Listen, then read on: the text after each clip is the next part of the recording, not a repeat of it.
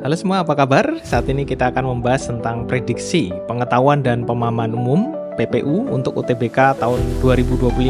Ada 20 soal, jadi kalian bisa belajar dari sini. Kita baca bacaan pertama ini. Buah alpukat dikenal sebagai buah yang memiliki banyak manfaat bagi kesehatan. Buah ini mengandung lemak tak jenuh tunggal yang baik untuk kesehatan jantung. Selain itu, alpukat kaya akan serat, vitamin E, dan antioksidan. Vitamin E pada alpukat dapat membantu menjaga kesehatan kulit dan mencegah penuaan dini. Buah ini juga memiliki kandungan kalium yang lebih tinggi daripada pisang. Kalium berperan dalam menjaga tekanan darah tetap stabil. Selain manfaatnya yang banyak, alpukat juga memiliki kelemahan. Buah ini memiliki kalori yang cukup tinggi, sehingga perlu dikonsumsi dalam jumlah yang wajar. Meskipun demikian, manfaat alpukat tetap lebih banyak dibandingkan kelemahannya jika dikonsumsi dengan cara yang tepat. Apabila gagasan pada bacaan tersebut dipisahkan menjadi dua paragraf yang padu dan utuh, pengelompokan kalimatnya adalah, nah, untuk memisahkan bacaan, kita harus bedakan gagasan utamanya. Kalau di sini dari kalimat 1 sampai dengan kalimat ke-6, ini menjadi paragraf pertama karena membahas tentang manfaat alpukat, seperti kandungan gizi dan dampaknya bagi kesehatan. Nah, berarti untuk paragraf keduanya kita mulai dari kalimat ke-7. Kalimat ke-7 sampai ke-9 ini akan menjadi paragraf kedua karena berisi kelemahan alpukat dan kesimpulan bahwa manfaatnya lebih banyak jika dikonsumsi dengan benar. Sehingga pengelompokan yang paling tepat adalah 1, 2, 3, 4, 5, 6 menjadi paragraf pertama dan 7, 8, 9 menjadi paragraf yang kedua ya. Sehingga jawabannya adalah yang A ini.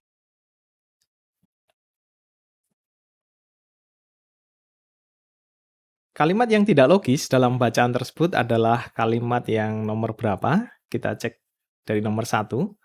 Buah alpukat dikenal sebagai buah yang memiliki banyak manfaat bagi kesehatan. Ini sudah logis. Kemudian yang kalimat ketiga, selain itu, alpukat kaya akan serat, vitamin E, dan antioksidan. Ini juga sudah terdengar logis. Kemudian yang kelima, buah ini juga memiliki kandungan kalium yang lebih tinggi daripada pisang. Buah ini itu maksudnya alpukat. Alpukat kandungan kaliumnya lebih tinggi daripada pisang, itu sudah logis.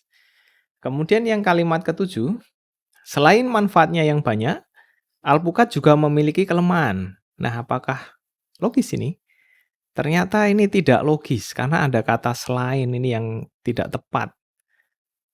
Kata selain biasanya kan menghubungkan ide tambahan ya.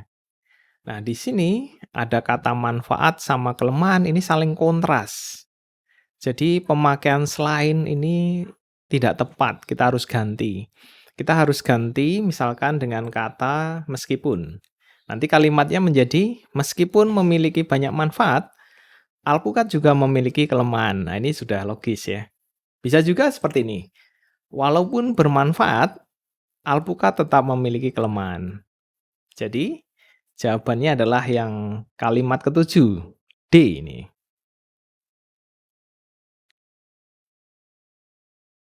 Bentuk kean pada kata kesehatan dalam kalimat pertama mempunyai kesamaan makna dengan kalimat yang mana? Di kalimat pertama ini, buah alpukat dikenal sebagai buah yang memiliki banyak manfaat bagi kesehatan. Ini ya. Nah, yang A, pemerintah berupaya meningkatkan kesejahteraan masyarakat melalui layanan kesehatan yang lebih baik. Apakah maknanya sama dengan kesejahteraan? Kata kesehatan dalam teks memiliki bentuk kean yang bermakna suatu keadaan. Ini hal sehat ya.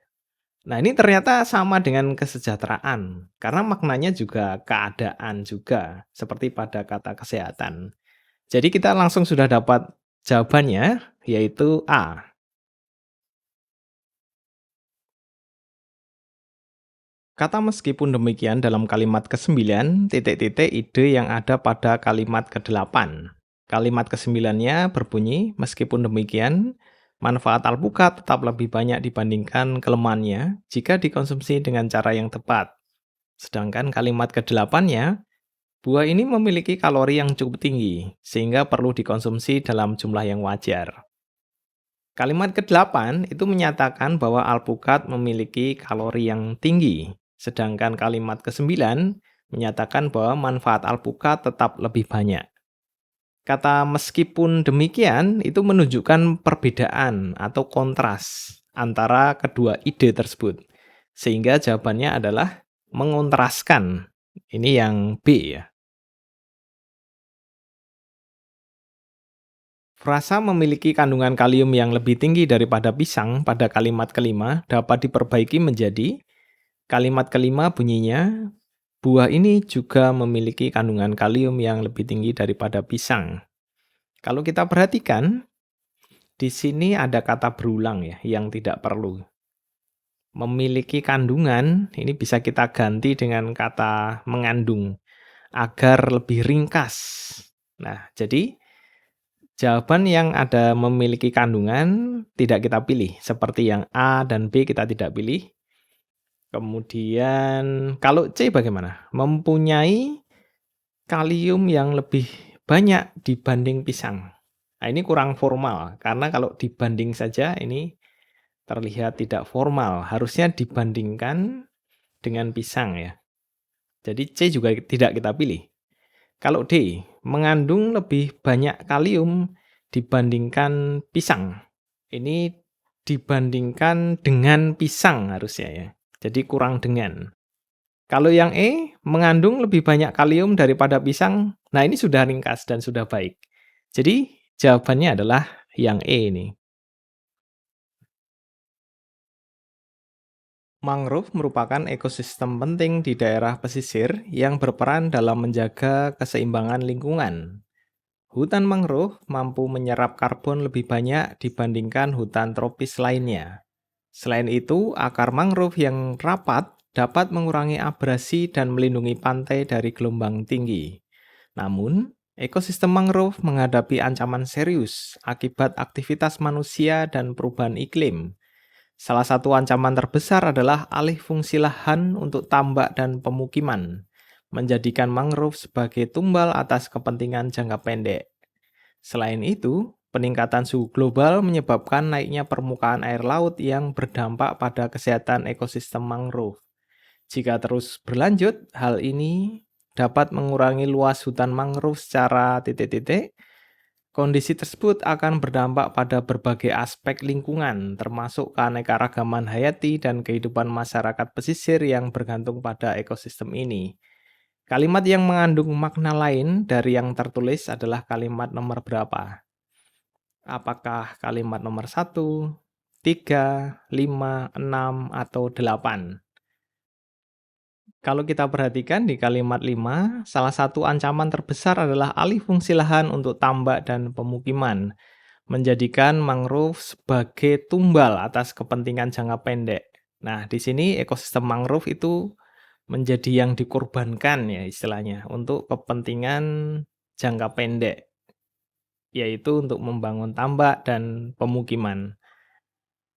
Tumbal itu memiliki makna sesuatu yang dipakai untuk menolak, bisa penyakit dan sebagainya, bisa juga tolak bala, kemudian kurban atau persembahan dan sebagainya untuk memperoleh sesuatu yang lebih baik. Jadi di sini kata tumbal itu punya makna lain. Sehingga jawabannya adalah di kalimat kelima ya. Ini C. Kalimat ketujuh dalam bacaan tersebut akan menjadi bermakna bila dilengkapi dengan kata-kata jika terus berlanjut, hal ini titik-titik dapat mengurangi luas hutan mangrove secara titik-titik. Nah, kita pilih kata yang mana nih? Jika terus berlanjut, hal ini cenderung dapat mengurangi luas hutan mangrove secara signifikan. Jadi cenderung itu menunjukkan arah perubahan yang kemungkinan besar terjadi. Sedangkan signifikan itu menunjukkan bahwa perubahan tersebut akan berdampak besar. Sehingga jawaban yang benar ini D. Kata yang memiliki makna lebih sempit dari kata lingkungan pada kalimat pertama adalah kalimat pertama berbunyi, mangrove merupakan ekosistem penting di daerah pesisir yang berperan dalam menjaga keseimbangan lingkungan. Nah, lingkungan sendiri itu istilah yang luas ya, dan bisa mencakup berbagai aspek kehidupan, baik alam maupun sosial. Kita pilih kata yang lebih sempit dari lingkungan dan masih berhubungan dengan topik bacaan, yaitu tentang mangrove. Mana yang cocok? Yang cocok adalah ekosistem. Ekosistem itu lebih spesifik karena hanya merujuk pada interaksi makhluk hidup dan lingkungannya ya, atau lingkungan fisik sekitarnya dalam suatu wilayah tertentu. Nah, ini jawabannya adalah yang C, ekosistem. Proses pengikisan tanah atau pantai yang terjadi akibat gelombang air laut dan arus yang terus-menerus itu disebut dengan, ini udah sangat jelas, ini pengertian dari abrasi ya. Jadi jawabannya A. Berikut adalah beberapa frasa dalam bahasa daerah tertentu. Tomo rani luka artinya anak itu menangis. Tomo gini luka artinya anak itu tertawa. Romi rani luka artinya ibu itu menangis. Bagaimana cara kita mengatakan ibu itu tertawa? Kita lihat polanya. Di kalimat pertama dan kedua ada kata tomo. Ini artinya anak. Kemudian Romi berarti ibu. Di kalimat 1, 2, 3 ada kata luka semua ya. Luka, luka, luka. Dan ada itu. Luka sama dengan itu. Berarti Rani itu menangis. Gini itu artinya tertawa ya. Nah, saat kita mau mengatakan ibu itu tertawa, ibu kan Romi. Itu luka, tapi nanti ditulis di belakang. Nah, tertawa itu adalah gini. Jadi Romi gini luka. Sehingga jawabannya adalah yang B ini. Romi gini luka. Mari kita baca bacaan berikutnya. Perkembangan teknologi di Indonesia terus bergerak maju seiring waktu. Kemajuan ini dipengaruhi oleh kebutuhan masyarakat akan kehidupan yang lebih praktis dan efisien. Teknologi modern masuk dengan cepat, bagaikan air yang mengalir ke segala penjuru kehidupan masyarakat. Pengaruh teknologi tersebut mengubah cara masyarakat berinteraksi, bekerja, dan bahkan berpikir, yang sebelumnya sangat bergantung pada tradisi lokal. Dahulu, komunikasi antar individu dilakukan secara langsung atau melalui surat menyurat. Kini, komunikasi didominasi oleh perangkat digital yang memudahkan manusia, tetapi juga mengurangi kehangatan hubungan sosial. Selain itu, teknologi membawa dampak positif seperti kemudahan akses informasi, namun juga menimbulkan tantangan baru, seperti berkurangnya apresiasi terhadap budaya lisan. Misalnya, cerita rakyat yang dulunya diwariskan melalui tutur kata dari generasi ke generasi, kini tergantikan oleh hiburan digital yang instan. Akibatnya, banyak nilai budaya tradisional mulai terkikis. Perumpamaan pada bacaan di atas dapat ditemukan pada kalimat yang nomor berapa? Perumpamaan itu adalah gaya bahasa yang membandingkan sesuatu dengan hal lain secara tidak langsung. Nah, ini biasanya menggunakan kata bagaikan, seperti, atau laksana. Nah, coba dicari dulu kalimat keberapa yang mengandung perumpamaan. Tentunya yang kalimat ketiga. Coba kita cek. Teknologi modern masuk dengan cepat, bagaikan air yang mengalir ke segala penjuru kehidupan masyarakat. Nah, frasa bagaikan air yang mengalir itu menggambarkan masuknya ya teknologi seperti aliran air. Ini jelas perumpamaan ya. Sehingga jawabannya adalah yang C ini ya.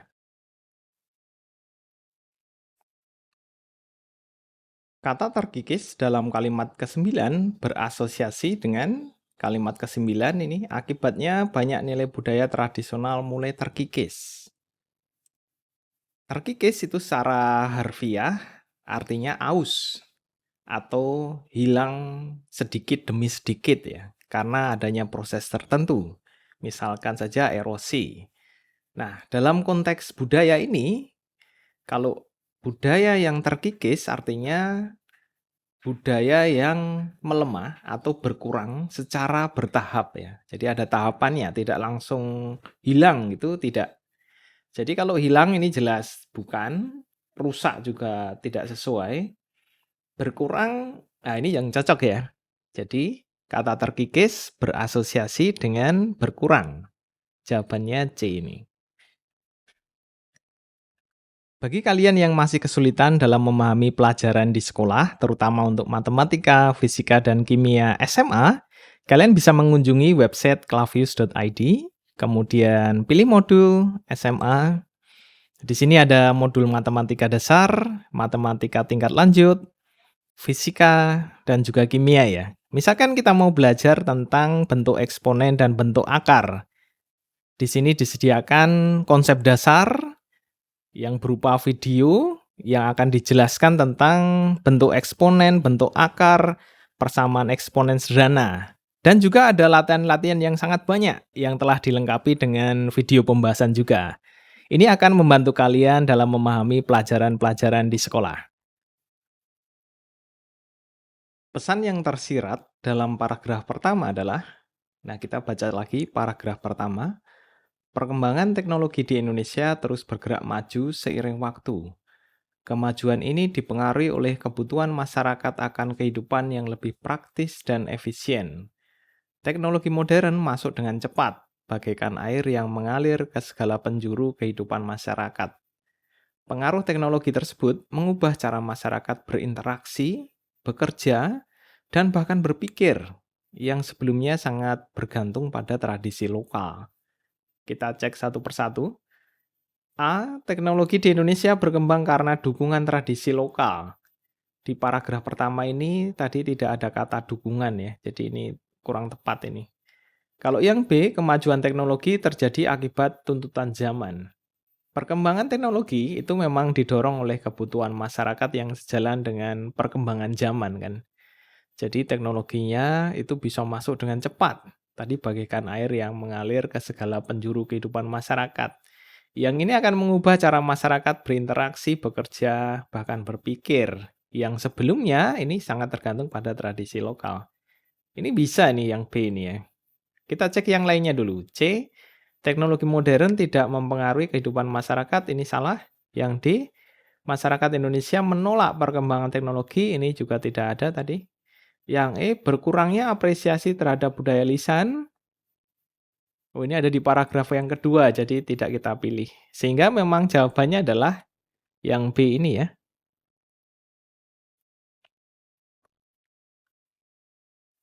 Sikap penulis pada bacaan tersebut adalah, kalau kita perhatikan, sikap penulisnya itu adalah kritis.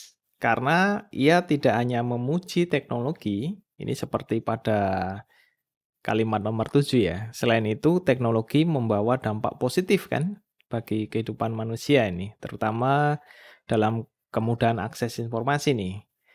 Tetapi juga menimbulkan tantangan baru. Artinya penulis memberikan kritik pada dampak negatif teknologinya itu terhadap budaya dan hubungan sosial.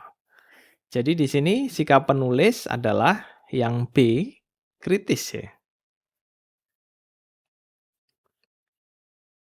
Perkembangan ilmu pengetahuan telah membawa perubahan besar dalam kehidupan manusia. Melalui penemuan-penemuan baru, kita dapat menikmati berbagai kemudahan yang sebelumnya tidak terbayangkan, seperti transportasi cepat dan komunikasi instan.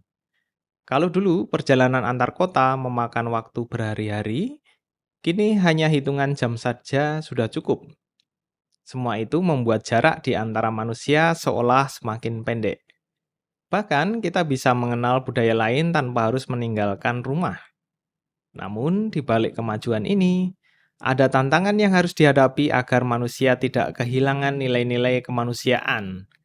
Pesatnya perkembangan ilmu pengetahuan jangan sampai membuat kita melupakan pentingnya menjaga hubungan antar sesama. Oleh karena itu, kita perlu bersikap cerdas dalam menyikapi dampak dari kemajuan tersebut.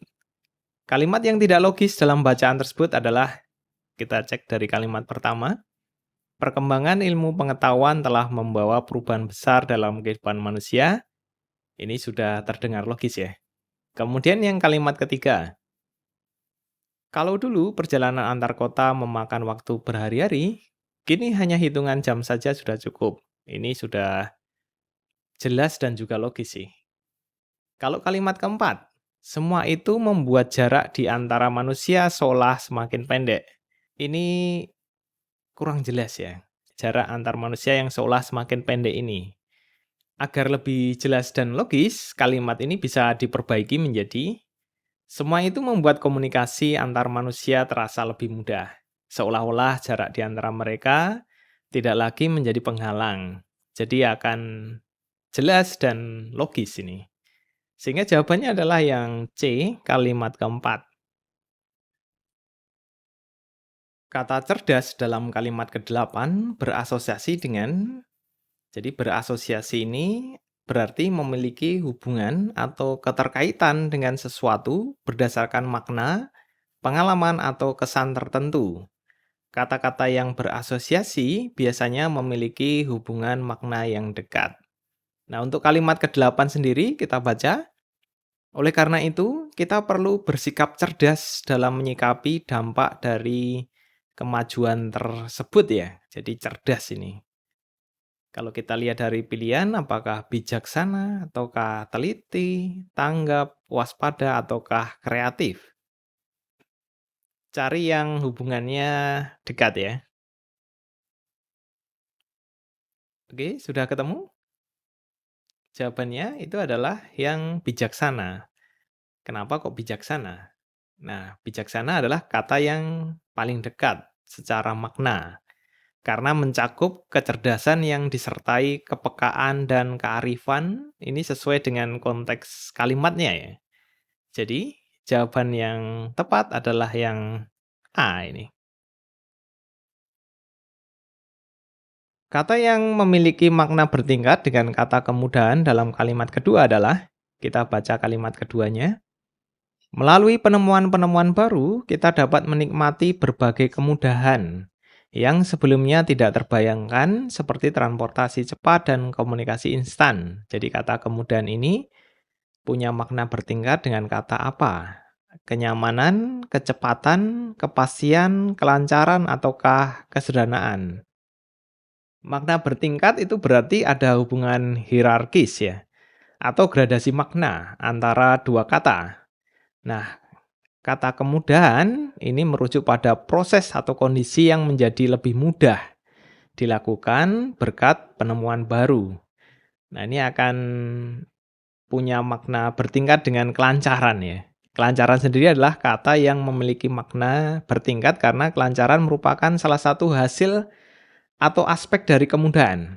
Jadi sesuatu yang mudah itu biasanya lancar. Nah, berarti ada hubungannya ya. Sehingga kita pilih jawaban yang D ini, kelancaran. Kata tantangan pada kalimat 6 dalam bacaan tersebut sama maknanya dengan kata. Nah, kata tantangan dalam bacaan ini merujuk pada sesuatu yang harus dihadapi dan diatasi agar manusia tidak kehilangan nilai-nilai kemanusiaan. Nah, ini maknanya akan lebih dekat dengan kesulitan. Kenapa kok nggak yang lain? Kalau hambatan, ini lebih bersifat penghalang. Jadi kurang cocok. Kemudian kalau ancaman, ini lebih mengarah pada bahaya ya. Nah, kemudian kalau permasalahan ini masih terlalu umum. Kemudian ujian ini berhubungan dengan penilaian, jadi kurang cocok juga. Sehingga jawabannya adalah yang B, kesulitan. Kalimat 7 dan 8 dalam bacaan tersebut mengandung hubungan. Kita baca kalimat 7 dan 8-nya dulu ya. Pesatnya perkembangan ilmu pengetahuan jangan sampai membuat kita melupakan pentingnya menjaga hubungan antar sesama.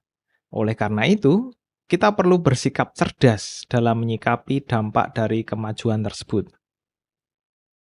Rasa oleh karena itu, jadi ini konjungsi antar kalimat ya. Ini secara eksplisit menunjukkan hubungan sebab akibat antara kalimat 7 dan 8. Oleh karena itu, hubungan antara kalimat 7 dan 8 ini kausalitas, jadi hubungan sebab akibat. Sehingga jawabannya adalah yang B.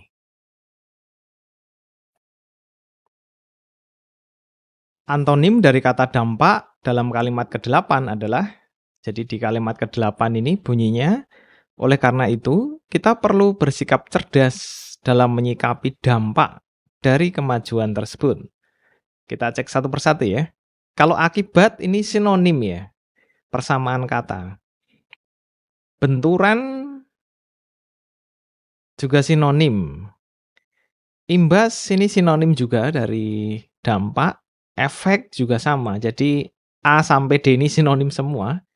Nah, tinggal yang E netral, nah ini baru yang lawan kata atau antonimnya dari dampak. Jadi jawabannya adalah yang E.